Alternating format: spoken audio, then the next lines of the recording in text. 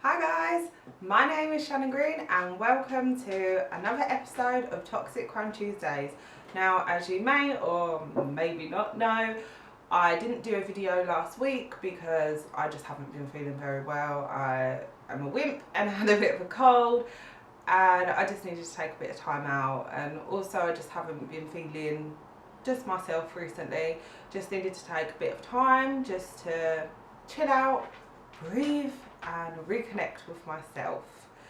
And obviously I have a 10-month-old son, I run a household, I have 2 dogs, and now I have this channel to stay on top of and stay on top of all my research. So as you can probably imagine, it is incredibly overwhelming at times and it just become a bit too much.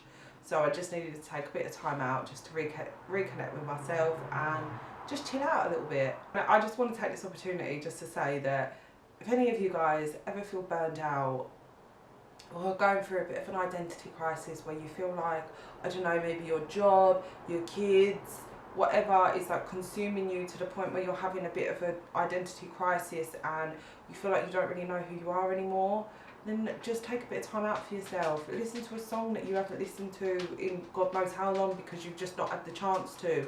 Watch a film, have an extra long bath, whatever you need to do to make yourself feel better, please do it. Do not feel guilty, you do not need to, because there is nothing selfish by just taking some time out and looking after yourself, because you need to look after yourself in order to look after other people.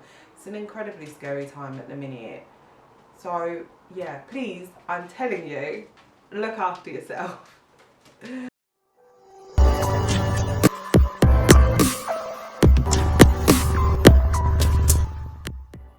So this week's case is a little bit different. It's actually an unsolved case, which I don't usually like reading about or watching unsolved cases because I'm an eager beaver. I like to know what's going on. I like to know what's happened. But one thing I do like about unsolved cases is how many theories that there are. I do find it really interesting hearing other people's theories and their thoughts about who, I don't know, the kidnapper or the killer was, or why they did it, what their motive was, that sort of thing. So I do find that really interesting, and that is what's really interesting about this case, is because nobody knows who did it. Like, her killer could potentially still be out there, and we just don't have a clue who it was. But obviously there are a hell of a lot of theories about that, and we will get into the theory portion towards the end. But just another little note just before I do get into it, I'm considering doing like a serial killer series as well. Obviously it's going to be like a separate playlist where I'm going to be talking about all different serial killers, because you guys seem to really enjoy hearing about serial killers, which I totally understand. Like, I do find serial killers really interesting, but obviously like my main goal is to speak about the victims, which I do find quite hard to do when doing a serial killer case. So Toxic Crime Tuesdays is obviously gonna mainly focus on obviously different true crime styles, but then I will do a separate serial killer series as well. So hopefully I'll be doing 2 videos a week, Toxic Crime Tuesdays and a serial killer series. So I will be posting it on my social media once I've decided when I'm actually going to do it. So if you don't follow any of my social media, it'll be in the description box at the bottom. So check it out, follow me, add me, whatever. Grab a glass of wine, maybe a beer, coffee, tea, snack, whatever you feel like you need to in order to get through this case, then do it, because this week's case is hella frustrating. And yeah, so let's dive in. So this week's case, as you can probably tell by the title, is about the bizarre disappearance and murder of Dorothy Jane Scott. So Dorothy Jane Scott was born on April the 23rd, 1948 to Vera Scott and Jacob Scott. Now, not much is really known about Dorothy's childhood, which does really frustrate me, because I like to know the ins and outs of people's lives, well, victims' lives, you know. I like to know specifically their childhood, what they were like as a child, what their hobbies were. Like, I want to know what Dorothy's hobbies were, what kind of childhood she had. Was she happy? Was she vivacious? What kind of music did she like? All that kind of stuff. Like, was she a creative kid? Was she a sporty kid? Like, was she academically smart? But unfortunately, that information is just not known. I've tried to do as much extensive research as possible and I just can't find anything. But if any of you guys do know any more information that I do leave out, then please feel free to comment it down below and let me know. Like I said, because there's not much information, I'm just going to have to skip forward to 1980, which is when all the major events in Dorothy's life begin to occur. In 1980, Dorothy lived in Stanton, California. She was 32 at the time and she lived with her aunt and Dorothy's son, Sean. Dorothy's parents also lived quite close by in, I think it's Anaheim in California, which I think is just really close. And it's like where in Stanton, I'm pretty sure, is a suburb in LA. So it's a bit further away from the fast-paced, crazy city life, I believe. So Sean's father, Dennis, was just not in the picture. I think Dorothy and Dennis broke up when Sean was very, very young. So as soon as the relationship ended, so did Dennis's involvement in Sean's life. But this just did not seem to faze Dorothy at all. She was a devoted mother and she absolutely adored her son. He was everything to her. She lived and breathed being a mother. I think that was her main goal in life. That's what she wanted to do. She wanted to be a mother. So Dorothy had sole responsibility over Sean, and all she would do was go to work and come home and spend her free time with her son. She didn't have much of a social life. Dorothy's friend actually described Dorothy's life to be as dull as a phone book, which I've not really heard that one before.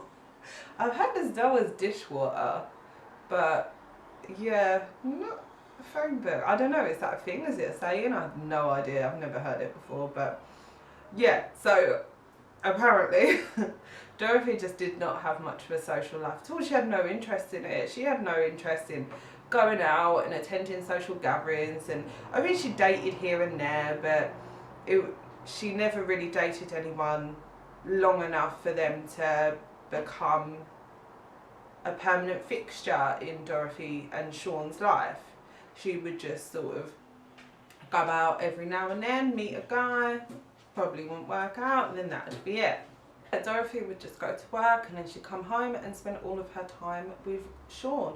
I think because she had a full-time job as well, she would feel guilty that she wasn't there. She was missing out probably on certain aspects of his life, so she would come home and spend every ounce of her time with him. But obviously she was going to work to financially support Sean because his father wasn't in his life, his father wasn't able to do so, so it all relied on Dorothy, which, fair play, like being a single mother must be hard. Sean was literally everything to Dorothy. She loved him, which you do with your kids, you know, you absolutely love them, but I think as well, like, Sean was all Dorothy kind of had, and that's how she liked it, that's how she wanted it to be, and he was just her reason for everything, which I personally think is a pretty universal instinct. However, for most parents, they acknowledge that they're not just a parent, they're a person as well, you know. Most parents do still go out, they try not to let, obviously your social life does deteriorate somewhat when you become a parent because you can't be going out you don't have the time to go out every single weekend. But a lot of parents don't let being a parent diminish their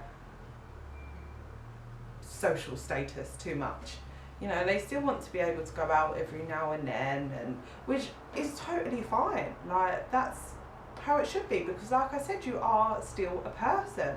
But I don't know if it was a case of Dorothy just kind of lost sight of who she was, or maybe she just didn't want to. She just had zero interest, which, to be honest, I'm leaning towards the latter. I just don't think Dorothy had any interest in going out to parties, going to bars.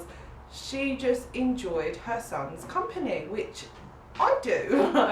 I much much prefer spending time with my son than most people, because he entertains me more than most people. And sorry if you're my friend and you're watching this, but he is really entertaining. Like, and I really enjoy his company, but to be honest, I do need to socialise a bit more. I should do. But I've always been a bit antisocial anyway, before Carter was here. Dorothy, as well as a devoted mother, she was also a very religious person. So this woman just sounds like a saint, doesn't she? Which, no pun intended. So just why would anyone want to hurt this woman? This woman who just seems to not ever put a foot wrong. She was a compassionate woman. She loved people. Although, alright, she didn't attend parties and whatever, but she was very close to her colleagues, her family. She did still have friends. Even if she didn't hang out with them at the bars and stuff, she still had friends, and she was so caring and considerate to everyone close to her. So why would anyone want to hurt this woman? Dorothy worked at, I think it's a really cool little boutique shop. I don't know if it's still there, but it was. And it was named the Swingers Psych Shop. Now, it's not what you think, filthy animals. It was kind of like, it was a shop that sold what I would describe to be psychedelic items. You know, like tie-dye t-shirts, bongs, unique jewellery, crystals, like healing crystals and herbs and all that kind of stuff, like, which I think is pretty cool. And Dorothy's father actually previously owned this shop, but he sold it, I think, once he got older and he didn't want the responsibility anymore, so he sold it to someone else. And Dorothy continued to work there, and she worked as a backroom secretary. And the person who owned this shop also hired, well, he kept on Dorothy's father as like a handyman. Obviously, he knew the shop in and out. He knew everyone that worked there. Obviously, his daughter worked there. But he would be there, like, to help out, do the odd jobs. So Dorothy was described by her friends, family, and colleagues as a compassionate woman. She was just so kind, and she just didn't have any animosity towards anyone. She was just a sweetheart, and she would just prefer to stay indoors and bond with her son. She would date men on occasion, but most of her focus was on work, and it was directed mainly towards her son. However, despite treating other people with generosity and seemingly not giving anyone a reason to dislike her, a man, a monster hiding in plain sight, took a fondness for her that altered her life in such a drastic fashion that just remains unexplained to this day. Now, in the early months of 1980, Dorothy started to receive some really strange phone calls from a man who she didn't quite recognise. She said that she recognised his voice somewhat, but she just couldn't quite put her finger on who it was. So this caller would ring her every single week, and some phone calls would be really nice. He would compliment her, but he would always know where Dorothy was, who she was with, what she was doing. So it became very clear that Dorothy had a stalker. So some of these phone calls, like I said, would be kind. He would be ringing her, complimenting her, saying, "Dorothy, you look so beautiful today," but obviously it would creep her out because he would describe what she was wearing, what she looked like. So that would freak her out to no end, which is just creepy. This guy, like, openly admitted to stalking Dorothy, and he didn't really need to, because it was pretty clear that he was stalking Dorothy. I think she knew that, and it absolutely terrified her. Even though he would call her up and be very complimentary, he would also call her sometimes and threaten her and be utterly vile towards her. There was one particular time where he called Dorothy and told her that he was going to take her and chop her up into little pieces. So, as you can imagine, it absolutely terrified Dorothy, to the point that she felt like she had to take defence classes, so that if one night he managed to attack her, then at least she'd be able to fight him back.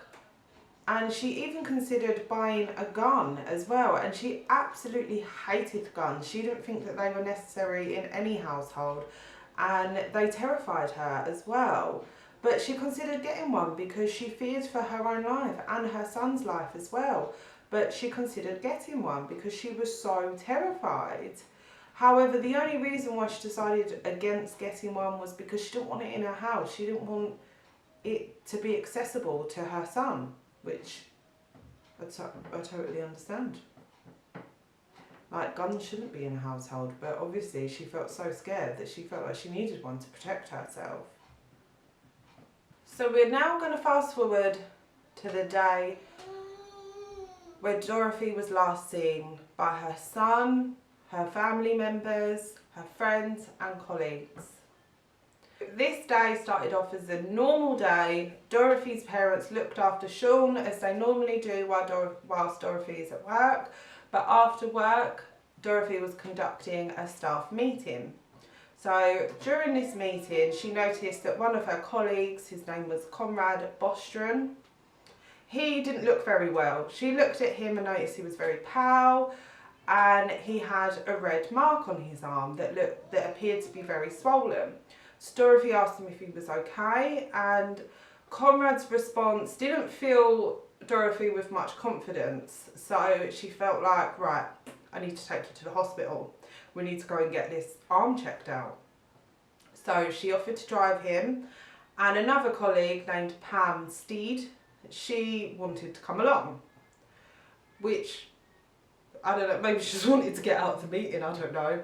I'm kind of like that though, I'm like that kind of person, you know, I just want to tag along because I'm bored and just want something to do. So yeah, that's what she did. So obviously Dorothy had to conclude the meeting very early on, but she said that she just needed to stop off at her parents' house just to check on their son, because obviously remembering that there wasn't mobile phones then, so she couldn't just quickly call them up to say that she was going to the hospital. So she drove by to her parents' house, which was only a few minutes away, and she let them know that she was going to the hospital. So while she did this, for some reason, which does seem quite strange to people, is that when Dorothy went in that house, she changed her scarf. She had a black scarf on and she changed it to a red one. Now, I've heard conflicting statements on this, that apparently Dorothy's mum encouraged Dorothy to change her scarf and handed her the red scarf to put on. I've heard others that have just said that she just changed her scarf because she wanted to. So yeah, regardless, Dorothy changed her scarf and put on a red scarf. So she left, got back in the car and then drove to the nearby hospital. So she went in with Conrad and Pam, and Conrad was being seen by the doctor, and it turned out that he had a black widow spider bite. Obviously, Conrad was being checked over, and whilst he was being checked over and treated, Pam and Dorothy were sat in the waiting room just chatting, gossiping, and Pam had stated that Dorothy just did not leave her side at all. They were just sat there the entire time. She didn't go off, she didn't make any phone calls or anything. So she was just sat there. So then Conrad comes out and he's obviously got his prescription. So then Dorothy says, oh, you know, because Conrad still didn't look very well, he didn't look like he could walk very far. So Dorothy offers to go and get her car and pull it around the front so that Conrad doesn't have to walk very far, which is just a testament to how kind and compassionate this woman was. She just really did love people, and she was just such a kind friend. So this is the only time that she left her friend's sight, so she went to go and get in her car and pull it round to the front. So while she did this, Conrad and Pam went out to the front, and then they noticed that they couldn't see Dorothy anywhere, that she was taking quite a long time, and obviously they'd been there for a while, so they started to get quite frustrated, which obviously you would, you know, and they were tired, they wanted to get home, it was late. So they waited, and then suddenly they see Dorothy's car appear, and this car was just really fast, driving towards them with its high beams on, so they couldn't actually see who was driving in the car. And then this car's just done a quick U-turn and then drove off. So obviously they were trying to flag the car down and say, look, Dorothy, it's us, but then the car just went, so they thought, that's really strange. So they went and spoke to the hospital security and let them know what had happened. And then they decided to go to Dorothy's parents' house and ask them if they've heard from Dorothy. And they said no, because I think they presumed maybe there was a family emergency and that's why Dorothy drove really fast and went home. But no, they had not seen Dorothy at all. So then Conrad and Pam, they separated, went their own ways and went home. Dorothy's parents were pretty worried, but they thought, they tried not to think too much of it. You know, I think they just presumed maybe something that had come up. But they still had in the back of their minds that it was very strange. So they waited a few more hours, and obviously she had still not come up. Dorothy had still not come to pick up her son. So by this point, her parents were really worried, so they called the police. And obviously, the police, being the police, they did not take it very seriously. I mean, when it's an adult, obviously, in their minds, they think they're an adult, they can do what they want. If they want to disappear, they can. If they want to go off for a few hours, a day, whatever, they can. So initially, they did not take it very seriously. The next day, on May the 29th, in the very early hours of that morning, Dorothy's car was spotted. It was discovered on fire in an alley in Santa Ana, but there was absolutely no sign of Dorothy whatsoever. A week later, the creepy caller decides to start ringing and harassing Dorothy's mother. And he would always call when Dorothy's father wasn't home, which was a bit strange. Which when I first read this case, I was like, it's the dad, it's got to be the dad. But, well, from what we find out, I don't think it is. But, you know, you can come up with your own theories. That is the good thing, not the good thing. The interesting thing about unsolved cases is that you can just come up with your own ideas, your own theories of what you think. And it is interesting to hear what other people have to say about it. So in the first week of Dorothy's disappearance, the police told her parents not to go to the media at all and just to keep quiet about it, which is a bit bizarre, but I don't know whether it was maybe because they didn't want to tarnish, because you know what the media's like. They're vultures, and they prey on, you know, these victims' families, and they do whatever they can to twist certain information. So that is probably why the police wanted to keep it quiet. So a week after Dorothy's disappearance, Dorothy's mother began getting some weird phone calls from the creepy caller, who I'm presuming, well, I think we all know it was the same person that was calling Dorothy previously.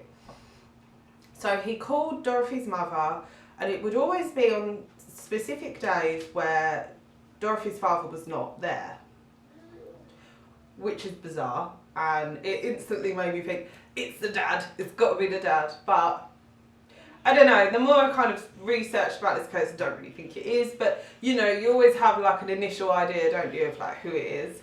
But it was probably because this guy was watching, and he knew that the dad was not there, and he probably felt threatened by him and probably felt that maybe he would have recognised him, I don't know.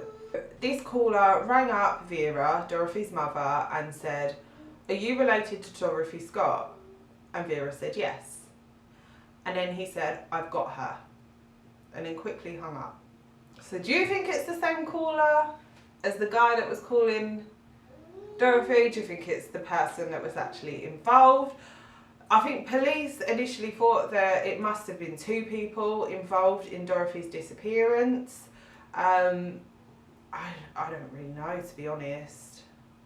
But do you guys think that maybe it was more than one person? It was someone that she knew? It was her dad? I don't know. I still don't know what my theories are. Like, I'm still not sure. There are certain parts of me that think it's the dad. But anyway, so the man would continue to call every Wednesday, and this particular day would be when Dorothy's father was not present. And the calls were always really short. Obviously, I think he wouldn't stay on the phone too long because then the police could track the call. Jacob, Dorothy's father, he grew tired of the police not really doing their job. They didn't seem to be too bothered by this case and they just weren't doing enough. And Jacob grew tired of keeping quiet. He wanted the media's help because sometimes they can be helpful. As much as I do think they're vultures and they do prey on the weak, they can be helpful sometimes. You know, they can encourage people to come forward with any kind of information. So I think that's what Jacob was very much hoping. So he actually contacted the Register newspaper in Santa Ana, who then ran a story about Dorothy's disappearance. The same morning that the story was ran, the managing editor, Pat Riley, received a phone call. And this phone call said, "I killed her. I killed Dorothy Scott. She was my love. I caught her cheating with another man. She denied having someone else. I killed her." And apparently the person that had called and that had said this, he was actually crying when he was saying that he had killed Dorothy. It was strange as well because this caller seemed to know certain details that obviously hadn't been released yet, because the Scotts had pretty much, you know, they'd stayed quiet, they'd not told anyone, they'd not gone to the media previously. The police were obviously keeping it between themselves. So there were certain details that only the killer could have known. And this caller, he knew that Dorothy was wearing a red scarf. He knew that she had gone to the hospital that night. He knew that she had gone with a friend named Conrad and that he had a spider bite. And that's why he was being treated. And obviously, yeah, these are the only kind of details that, well, the general public would not have known. So it must have been the killer. Dorothy's son, Sean, his father, I think he was an immediate suspect, which the ex-partners, the current partners, family members, they always tend to be the initial suspects. You know, because I think like 80% of murder cases, it always seems to be someone that the victim knew or was very close to. But Sean's father, he was looked into and he had an airtight alibi, so quickly he was dismissed as a suspect. The police were back to the drawing board. They had no idea who it could have been. They were absolutely baffled and there was no evidence. So they just didn't know. They didn't know where to start looking. Because Dorothy worked in the back room, she never really interacted with customers. The only people she would interact with were the people that she worked with. So naturally, police did think that some of her co-workers could be possible suspects, but once again, they were dismissed. And the police tried to track the calls that this man would make every single Wednesday to Dorothy's mother. However, he would never stay on the phone long enough so that he could be traced. And this is my theory. This is what I think, that it could potentially have been a police officer, because he must have had some kind of like investigation knowledge to know. All right, it's probably general knowledge, knowing that, you know, you can't be on the phone for a certain amount of time, but I don't know how long it is. But he seemed to know exactly how long the phone call would be in order to be tracked. So he would cut it short at he would only speak for a certain amount of time before cutting the call short, which it's that, obviously, the lack of evidence, it just makes me think that he had some kind of background knowledge on how to cover up a murder. 4 years after Dorothy's disappearance on August the 4th, some skeletal remains were found by a construction worker that were buried on Santa Ana Canyon. The remains that were first seen were of a dog, and then as they done more digging, they then discovered that there were human remains underneath the dog. So underneath the dog were charred remains of a human, and a turquoise ring and a watch were also found. The bones were shortly afterwards identified to be the remains of Dorothy Jane Scott. Dorothy's mother said that the watch that Dorothy was wearing had stopped at 12:30 AM on May the 29th. That was the day after Dorothy had gone missing. The police believe that the mysterious caller who called Dorothy and then harassed Vera, Dorothy's mother, they believe that he was the killer, which I think we can all agree on that. Seems pretty obvious. So once the news hit of Dorothy's murder and that her remains had been found, the caller had rang one last time, and this time Jacob, Dorothy's father, answered, and he said, "Is Dorothy home?" and then cut the call short, and he has never phoned since. So since Dorothy's son Sean has grown up, he has been trying to find out what happened to his mother. Obviously this case is now a cold case. The police just couldn't figure out who was the culprit, and they still don't know. So Sean wanted to try and get as much evidence as he could. He wanted to try and investigate himself. And this is when he actually discovered a possible suspect.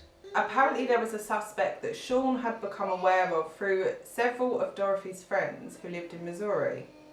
This suspect's name was Mike Butler. Apparently Mike Butler was an unstable individual who lived in the Santiago Mountains.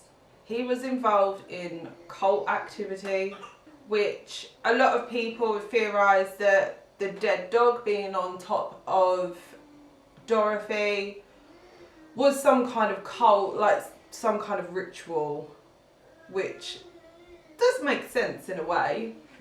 Or maybe someone just buried this dog on top and didn't know that that body was there. Mike Butler was said to have been absolutely obsessed with Dorothy. He would come into the shop all of the time just to see her. But obviously she worked in the back room, so she wasn't really around that much. But obviously she would pop in and out to speak with other co-workers. So he would go in and sometimes he would see her, sometimes he wouldn't. But each time he would go in, he would hope to bump into Dorothy. So the police were aware of Mike Butler at the time, and I think they were quite suspicious of him, but they just didn't have enough evidence to tie Mike Butler with the murder, well, with the disappearance and murder of Dorothy. So as you can imagine, the uncertainty of what had happened, you know, not getting justice for their daughter, it really took its toll on the Scott family. Obviously they now had custody of Sean, Dorothy's son, and they were trying to figure out what had happened. They were grieving for their daughter, but not only were they grieving, they just didn't know what had happened to her. And I think finding out would give them some sort of closure. Obviously it wouldn't put an end to the grief, because grief never ends, but it would give them some kind of answers to an extent. So the light at the end of the tunnel was just growing dim for Vera and Jacob, and they both tried to remain strong, but obviously it was just very difficult for them both. And I think what hurt most is that her killer was just walking free. He could just go on and have a normal life and no one would know.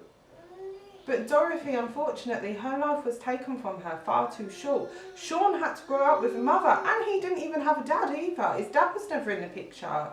So he had to grow up with without both parents. So, as you can imagine, Dorothy's parents, Vera and Jacob, they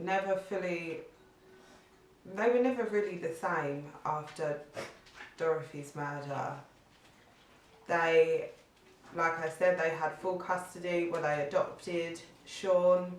Apparently some of Dorothy's friends and co-workers offered to adopt Sean, and they helped out a lot, and they would often have him and come round and see him and buy him gifts. But Dorothy's father just wouldn't have it. They both absolutely loved Sean, and even though, you know, they were older and I can imagine probably was a bit too much for them. You know, they were the closest thing to Sean now, because his mum was gone, his dad was gone, so they were all he had really, and they wanted to do everything they could to be there for Sean. And they did. And they seemed to be great, loving grandparents towards him. Jacob and Vera tried to remain so strong throughout all of it, and especially for Sean. However, obviously, as you can imagine, it was just really hard for them, especially not having any answers. And unfortunately, in 1994, Jacob actually died.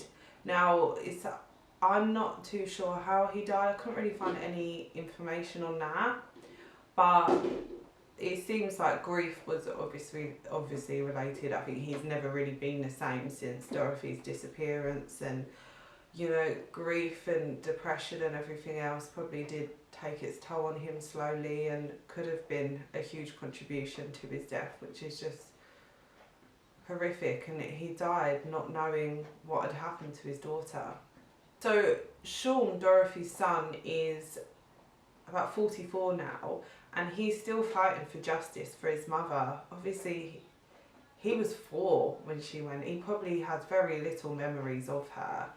But from, you know, I'm sure he had plenty of people around him to remind him of the kind of person that Dorothy was and the kind of mother that she was. Apparently, Dorothy even used to cut up curtains and wear them because she couldn't afford her own clothes, but she would do that so that Sean had everything.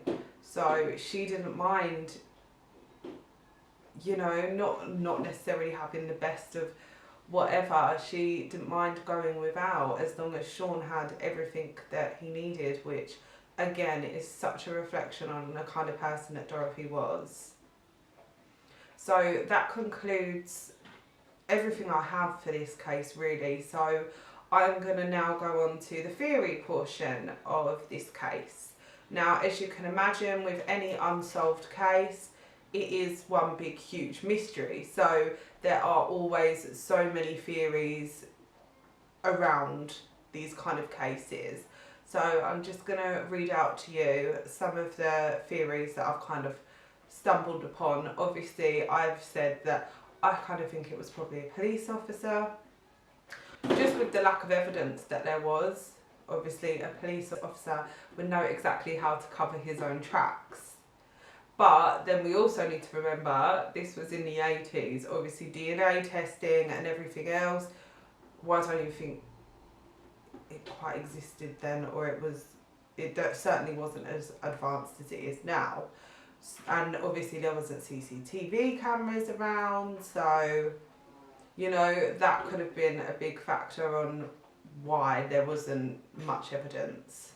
One theory was that it was Sean's father.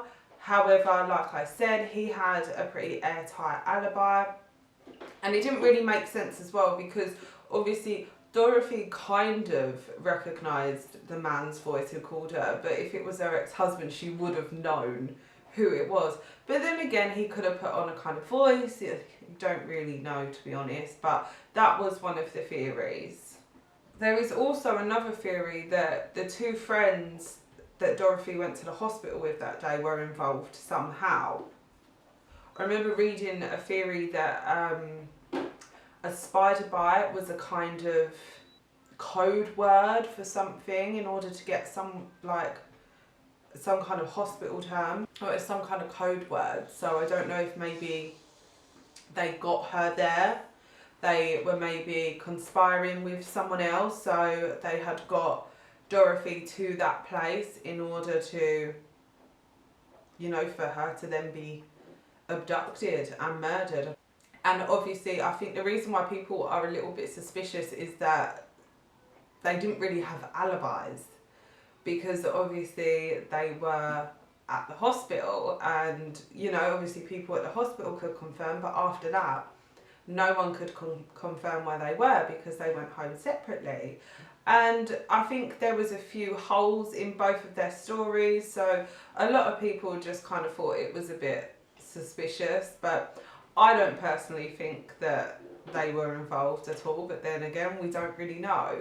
And also the fact that Pam wanted to go to the hospital, that kind of rang alarm bells for people, which I don't really think is that weird. Like, I like to tag along, like I said earlier, like, you know, if someone was like, oh, I'm going here, even if it was a hospital, like, if I didn't really have anything to do, I would probably be like, yeah, okay, like, I like hospital coffee, like, I would probably just go for the coffee.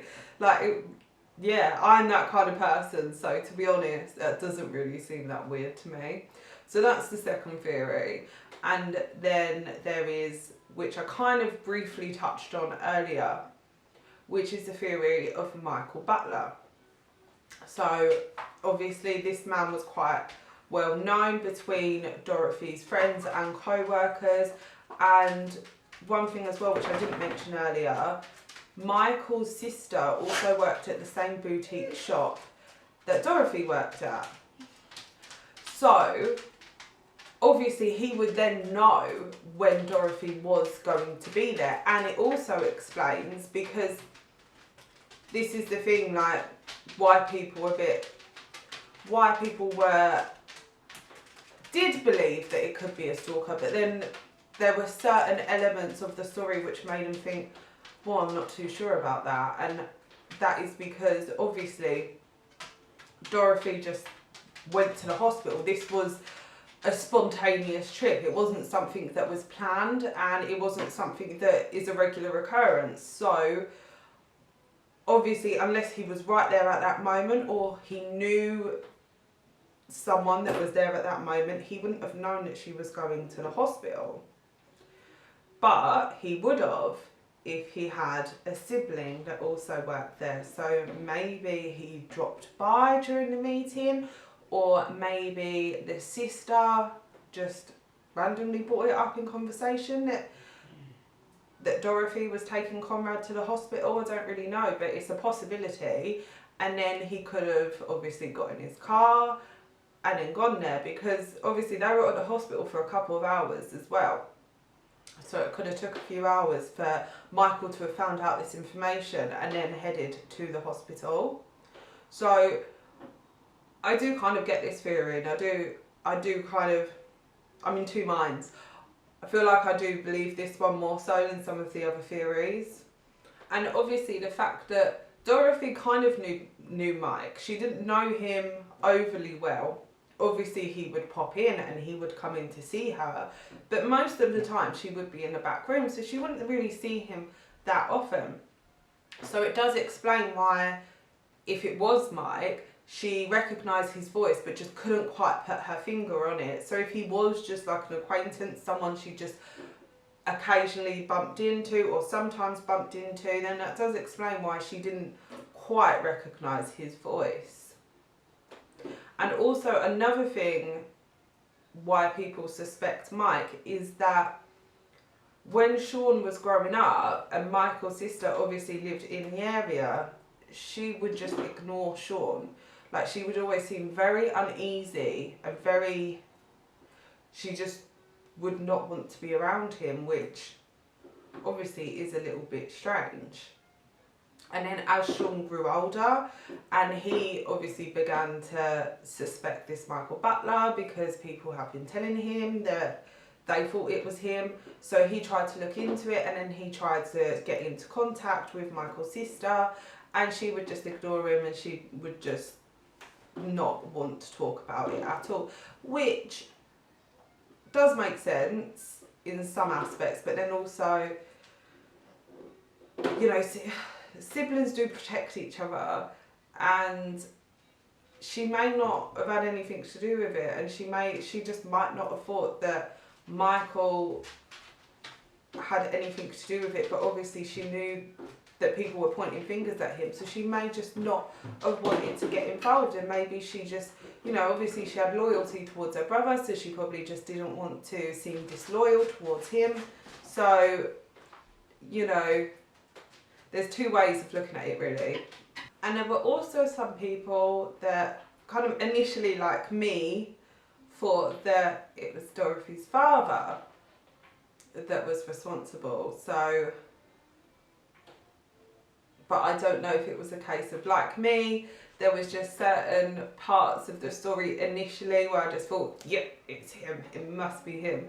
But then obviously as I delve a bit deeper, I thought, no, there's no way. And he, you know, he seemed to absolutely love his daughter, and he was just distraught by her death. So I personally don't think that he was responsible at all.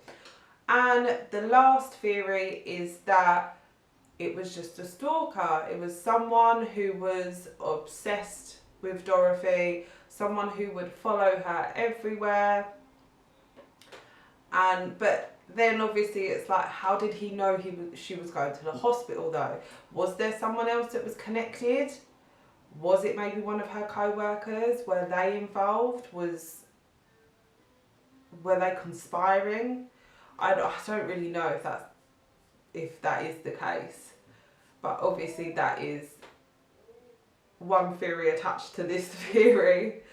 So it could have just been a random stalker that maybe Dorothy just bumped into a few times, or maybe it was someone that she kind of just briefly dated. That's why she only slightly recognised his voice.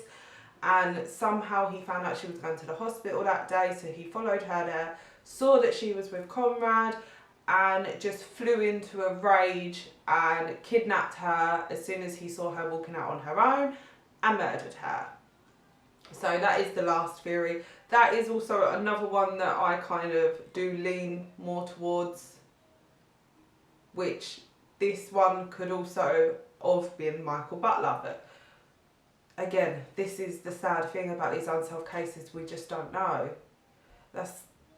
That is the one frustrating thing for me about researching unsolved cases. It's the unknown. I just hate it because it's just like, I just want it to be solved. I just want to find out who did it. And like, I find it frustrating, so I can't imagine what Dorothy's family were and still are going through. Especially her son Sean. Oh, it just absolutely breaks my heart. So unfortunately, that is everything I have on this case. So that is it for this week. I just also want to let you know that I'm working on quite a big case at the minute. I don't know when it's going to be out, if it's going to be out next week or the week after. It is taking me a little bit of time. I'll just give you a little disclaimer that it is a conspiracy theory. But it's a conspiracy theory based on a very prevalent issue that is happening right now and all over the world. So it is a real issue, but there is like a huge conspiracy theory based around it, based around people that, well, a certain type of people that are responsible. I don't want to give too much away.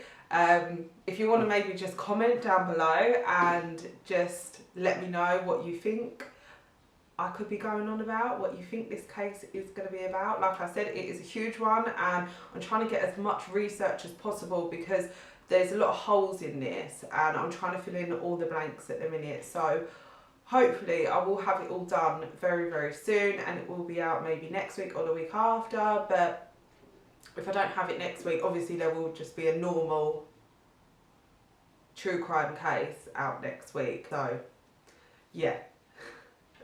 So thank you so much for watching my video. If you did like it and you want to hear more from me, then please click the subscribe button and also turn your notifications on so that you get notified every time I post a video. So thank you so much for watching this video, and I will see you next week. Bye.